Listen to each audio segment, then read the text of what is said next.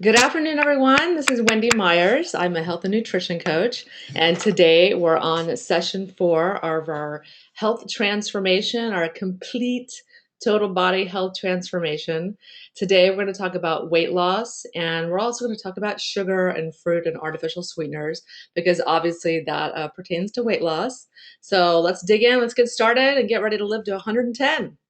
Okay, I'm gonna just 1 second pause. I have to bring up the screen for the PowerPoint presentation that's gonna go along with the webinar.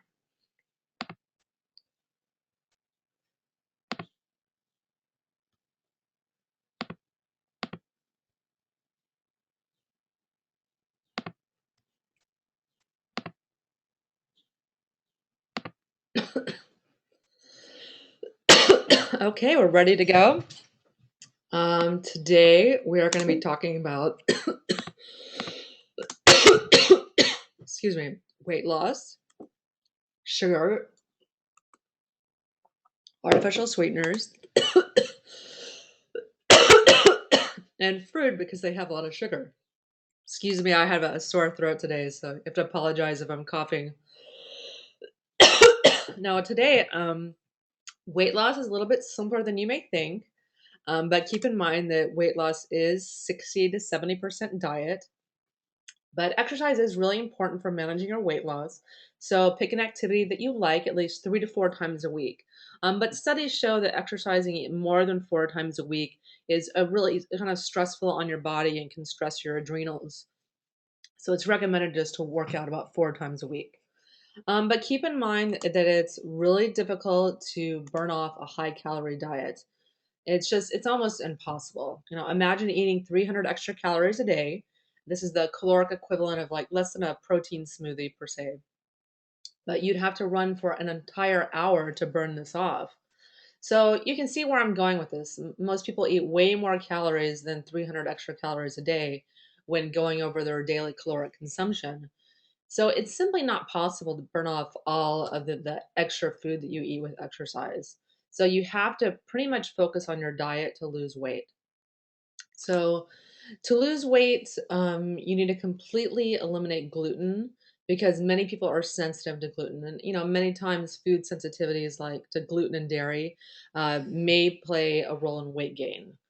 So if you want to lose weight, it's really important to first try to eliminate gluten and see how that does for you. Because many people find that they've lost a bunch of weight and they still have their muffin top. So many people just need to eliminate gluten to get rid of that last 5 or 10 pounds it's causing their little muffin top. So what is gluten exactly? So gluten is a binding protein found in wheat and a few other grains like barley, rye, and oats. So you can read the details about this problem on my blog called Gluten Sensitivity Effects 1 and 3. However, even if you're not sensitive to gluten, the wheat that's grown today is bred to contain far more gluten than the wheat had 50 years ago.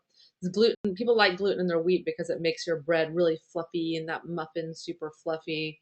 But you actually don't want that. So, because the gluten is so different today, most people that eat gluten experience inflammation, yet they don't have any symptoms of this.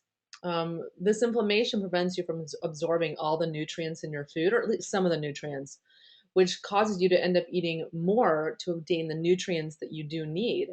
So, in this indirect way, cutting carbs reduces weight.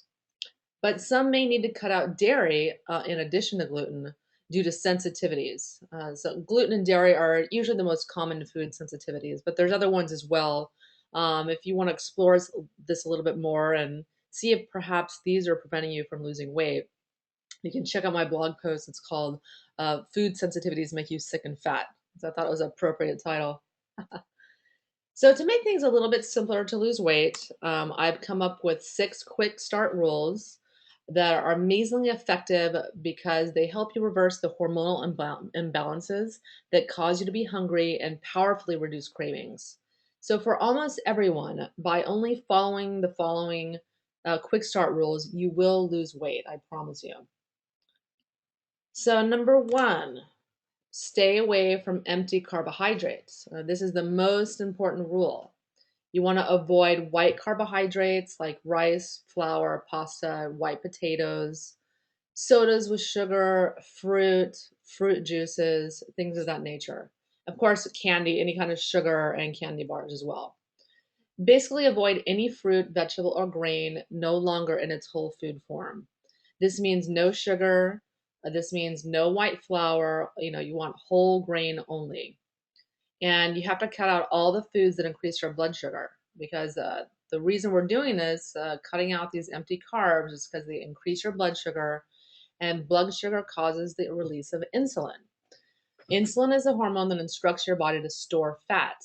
And this hormone, it has to be controlled with diet if you want to lose weight. So you must cut out sugar or most or all fruits, as fruit contains a lot of sugar, and refined grains. And fruit is healthy, but it should be avoided until you've hit your goal weight. But you can indulge like once a week or something, it's fine. And we'll go into like some low sugar fruits in a minute.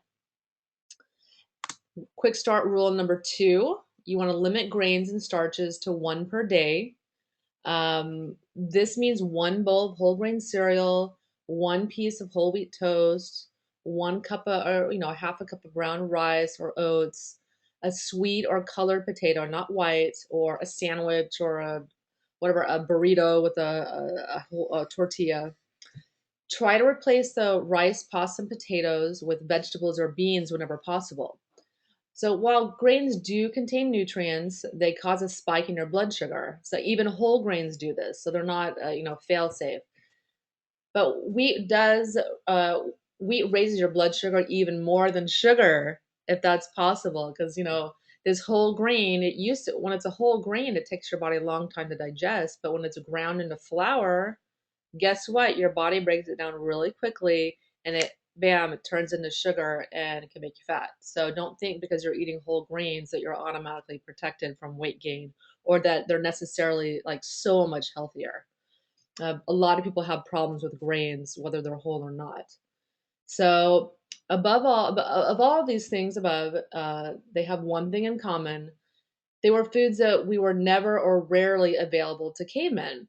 So these foods just don't agree with our bodies because our bodies never really evolved to handle them, which is why they contribute to obesity. So, quick start rule number 3, we want to eliminate trans fats. Eliminating trans fats goes a long way to eliminating processed foods and fast foods, which contain some nasty ingredients like flour, sugar, and MSG, all contributors to weight gain. So, look for these ingredients on the label. You want to avoid partially hydrogenated oils, hydrogenated oil, shortening, and enteric fats. That's a mouthful. So these trans fats act like plastic in your body, taking the place of healthy fats in your cells and brain and interfering with your body's metabolism. So these trans fats absolutely make you fat and clog your arteries and contribute to heart disease. They have to be avoided if you want to be healthy. Quick start rule number 4 is eat lean protein at every meal. Make sure that you include a protein source for the first meal of your day. Animal protein is preferred, but you can eat, nuts or, some dairy, cottage cheese, or other protein sources. I'm not a huge fan of protein shakes, only because most are made of protein isolates like soy protein isolate or whey protein isolate, which should be avoided, and substitute it for eating real protein like a chicken breast, which is far superior nutritionally to a protein shake. No matter what brand of protein powder you're using, real food is always preferable. So much rather eat like a hard boiled egg or something. It's just far, far superior nutritionally. So eating protein for the first meal of the day kicks your body into fat burning mode for the rest of the day. Protein slows down the digestion of sugars and it burns calories during digestion. It takes a lot of energy to digest protein, which is one of the reasons why it helps you lose weight. And it also keeps you satisfied much longer, leading to less hunger and cravings later in the day. Sugar and carb cravings are a sign that you're not getting enough protein. So if you're really craving like sugar and carbs, one of the reasons could be you're not getting enough protein. It could also be mineral deficiencies and whatnot, but that's a little bit too complicated for the scope of this webinar. And our bodies also, they require protein to continuously renew and replenish our cells, stabilize our blood sugar, and give us energy.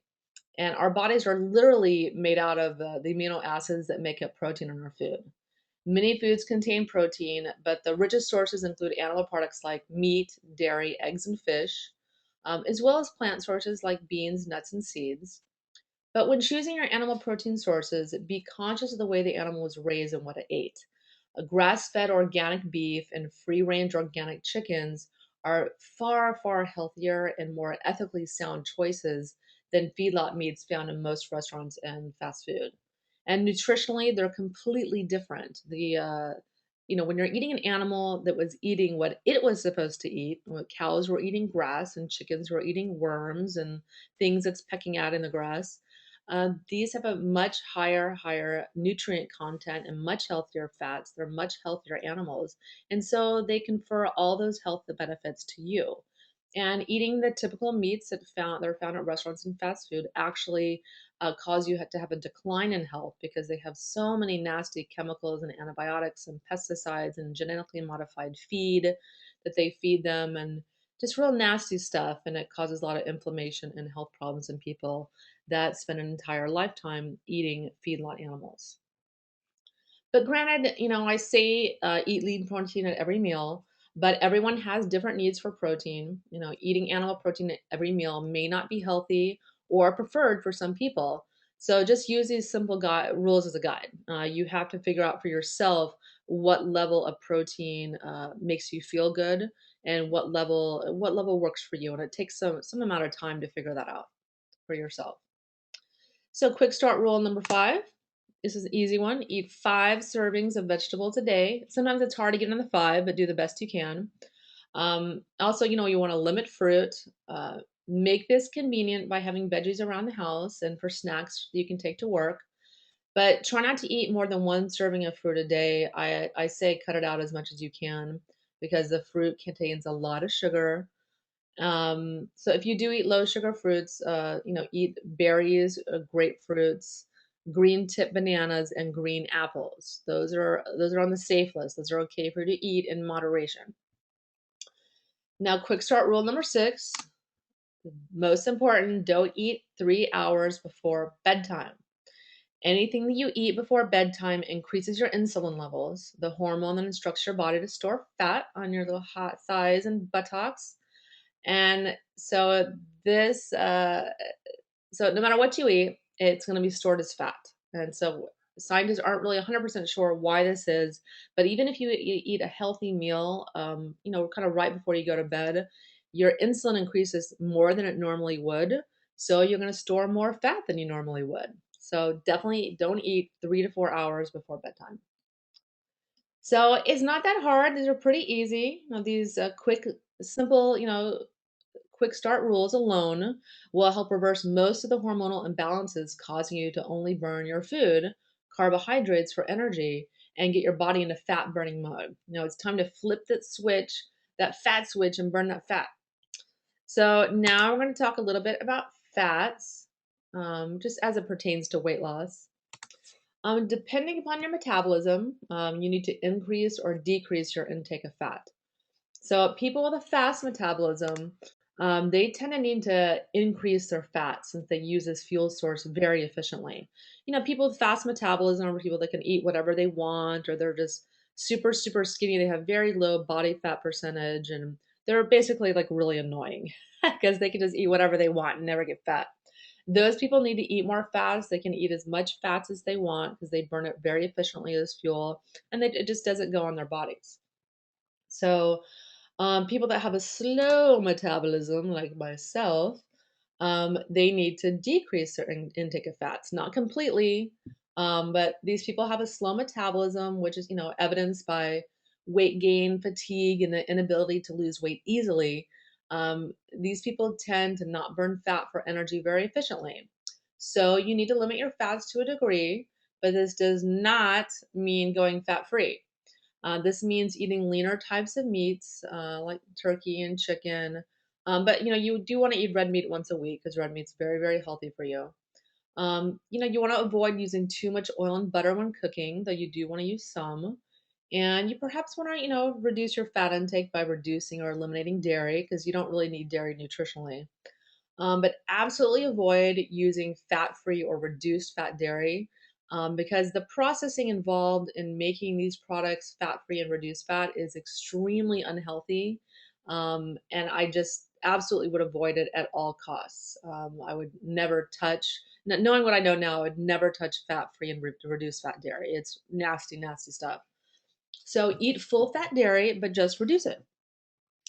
And there's a ton of info on live110.com that gives you all kinds of information and tips on how to lose weight. So dig in. If you're having trouble losing weight with just diet and exercise alone, it's time to take it to the next level. And you can learn a little bit more about what you need to do if diet and exercise alone aren't working for you to lose weight. Check out my blog, Trouble Losing Weight, Balance Your Body's Biochemistry. And this will clue you into the other things you need to be looking at if you're having a really hard time losing weight or have hit a plateau. Okay, so next, I forgot that. Sorry about that. Sugar. I get all carried away talking, get so excited. So now I want to talk about sugar. So I have to warn you, all sugar is toxic to the human body. So it doesn't matter if you think it's healthy or agave, blah, blah, blah. It is all sugar and it all processes the same in your body. It promotes and grows cancer, not to mention it does at least 75 horrible things to your body. There's a huge list I have found on the internet that I'll be posting to the internet at live210.com at some point. But there's a lot of horrible things that sugar does to your body. These include things as causing diabetes and cardiovascular disease. I mean, the list just goes on and on and on. They cause a detriment to your gut flora, which is essential for your immunity. Sugar has a direct damaging effect on your immune system because it actually blocks the absorption of vitamin C, which your body needs to fight off fight off viruses and to detox from heavy metals. So on top of that, to process sugar, your body has to use up vitamin and mineral stores at an alarming rate.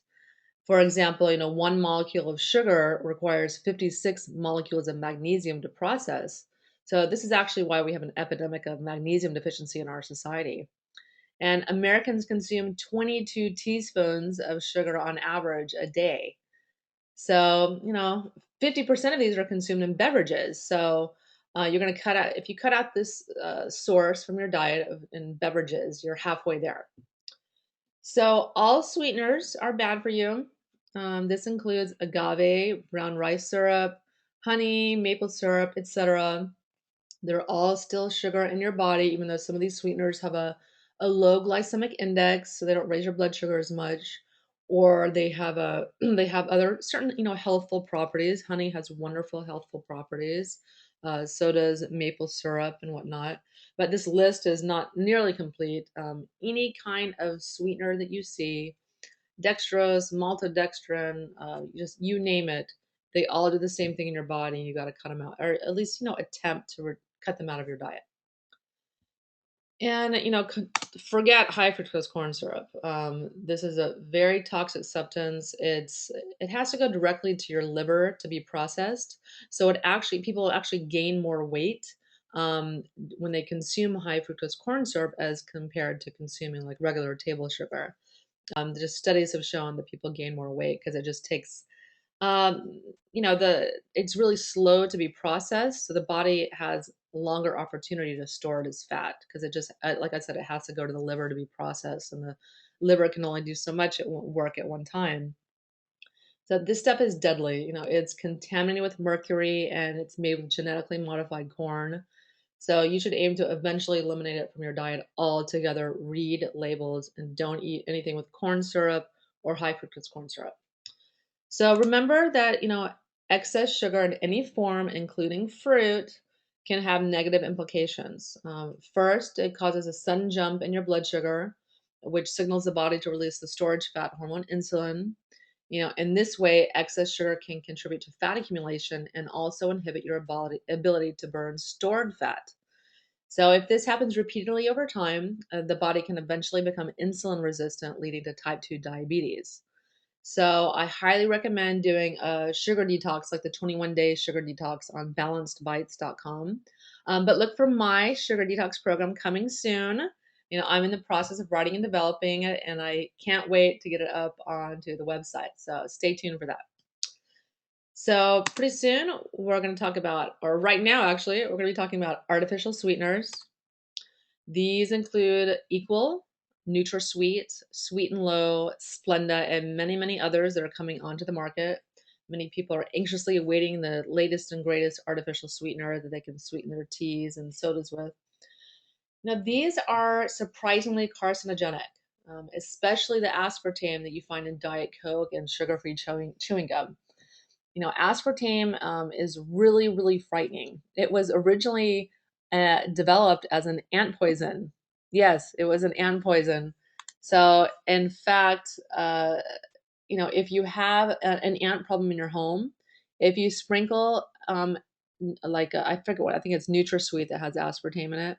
If you sprinkle that around the area where the ants are, it will kill the ants. So just don't take my word for it, just try it. So think you probably don't want to be putting ant poison in your body. I don't think it's going to have very good health ramifications. So, there's also 100 different side effects from aspartame that have been reported to the FDA.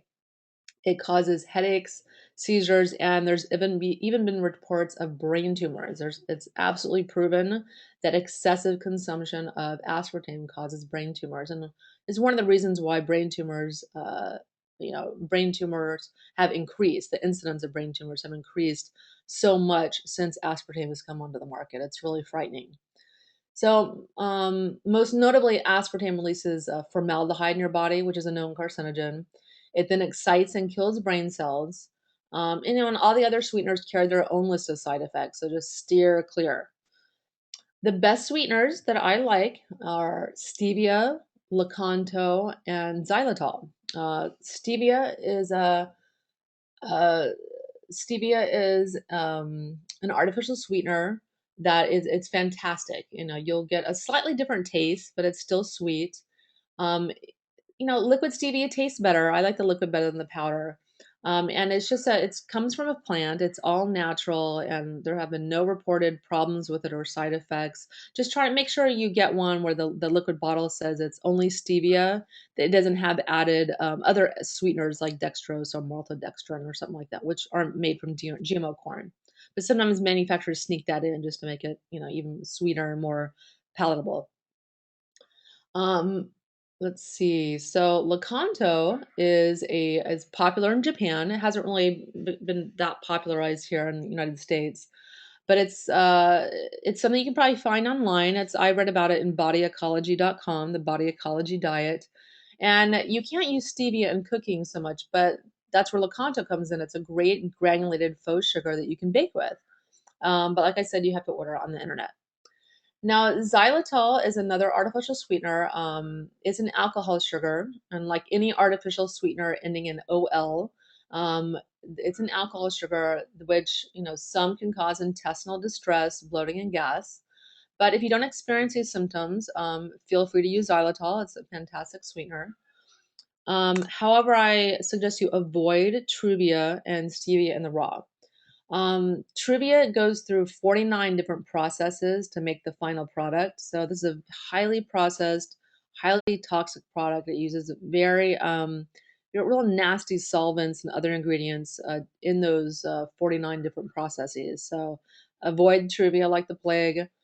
Additionally, stevia in the raw contains genetically modified corn sweeteners and is itself highly processed. So these are not options if you want to be healthy. Next, we are going to talk about fruit. I want you to try to limit or eliminate fruit completely, especially if you're trying to lose weight or have a chronic disease like cancer or diabetes, because it's like throwing fuel on the fire. It's cancer and diabetes are proliferated and worsened by eating sugar of any kind. And the reason this is that the fruit of today is not what the caveman ate. It's not the fruit of the caveman times. Caveman fruit was sour. It was nasty sour fruit. Today's fruit is bred to contain a lot of sugar because that's what consumers want. And this excess of sugar in the fruit causes a lot of health problems. Because, consumers want sweet fruit, don't you? I mean, I spit out sour blueberries. Like, oh, that's not a good blueberry. I spit them out, or I get a batch that are sour and I don't eat them. I put them in a smoothie with other sweet fruit to hide the sourness. So, unfortunately, because of these reasons, and also because a lot of them are grown with artificial fertilizers, a lot of fruit trees are grown with artificial fertilizers. These are not good for you, and unfortunately, that's the case at a lot of farmers markets. The vendors claim that their fruits are organic, but then they're grown with these synthetic fertilizers or artificial fertilizers, or chemical fertilizers, is what they're also known as. So, it's a big problem with fruit as well. So also tropical fruits like bananas and mangoes and pineapples, papayas, they have a very high sugar content. So you absolutely want to avoid those, except, occasionally. Um, but even though fruit contains a lot of phytonutrients, they're not worth the damage that sugar can cause. So this week, I'd like you to try to go sugar free. Our goals for this week are to try to go sugar free. So for right now, just try a 1 week sugar detox and see if you can do it. I know that you can. I'm in the process of writing the Live to 110 3 week sugar detox. It's going to be a great guide to help convince you to get off sugar. And it's going to clue you into all the surprising foods that contain sugar. Sugar is hidden in a lot of foods that you would never think that would contain sugar, and exactly how to go about doing a sugar detox. But you don't need a guide, just stop eating it. But the thing about sugar is that after day 3, it gets a lot easier. And after 3 weeks, you no longer have cravings for sugar. That's kind of the rule with cravings. After a 3 week period of abstaining completely from that food, you lose the desire for it. And so the longer you go without it, the easier it gets. But an ingredient so ubiquitous as sugar in our environment is not so easily dropped. It's going to likely take you years of practice to finally eradicate sugar out of your diet. As I know for myself, I've been working on this one for years. I am a notorious sugar addict. It's my one last bad habit that I'm trying to nix out of my diet, but it's hard. I'm actually on day 2 of my sugar detox right now, and I'm like white knuckling it. I almost had sugar for breakfast. So it's a tough one, but you can do it. I'm there with you. I'm doing it with you. So next, I want you to reduce the amount of fruit that you're eating. So remember, fruit contains sugar, and if you eat sugar while you're doing a sugar detox, even if it's contained in fruit, you're going to maintain that desire for sugar, and you're going to feed that sugar craving, and it's going to be harder for you to eradicate it out of your diet. But remember, the occasional low sugar berry, grapefruit, green tip banana, and green apples are okay. These fruits can satisfy a sugar craving really well, without derailing your health or your weight loss too much. But along with cutting out sugar, I want you to get in the mindset of eliminating all foods that contain sugar, even ones that you previously thought were healthy. So thank you. Well, that's all for today. Thank you so much for joining me, and I look forward to seeing you next week on the Health Transformation, the Live to 110 Health Transformation webinar. Thank you so much.